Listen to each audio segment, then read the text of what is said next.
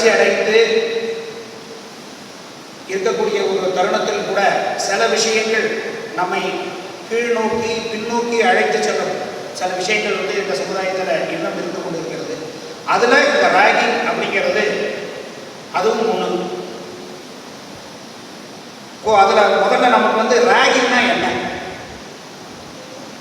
What is ragging அப்படிங்கிறதுக்கு நமக்குன்னு ஒரு அண்டர்ஸ்டாண்டிங் இருக்கும். ஒவ்வொருத்தருக்கும் ஒவ்வொரு அண்டர்ஸ்டாண்டிங் வாட் இஸ் ராகிங் அப்படிங்கிறது இருக்கும். ஆனால் சட்டத்தில் ராகிங்னா என்னன்னு சொல்லியிருக்காங்க.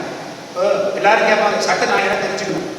நான் ராகிங் சட்டம் மட்டும் பேசல, மொத்தமாகவே வேறு ஃபீல்டில் இருக்கிற புது மக்களாலையும் டாக்டர்ஸாக இருக்கலாம், இன்ஜினியர்ஸாக இருக்கலாம், வேறு ஸ்டூடெண்ட்ஸாக இருக்கலாம், எல்லாரும் யோசிக்கிறது சட்டத்தை நான் ஏன் தெரிந்து கொள்ள வேண்டும்.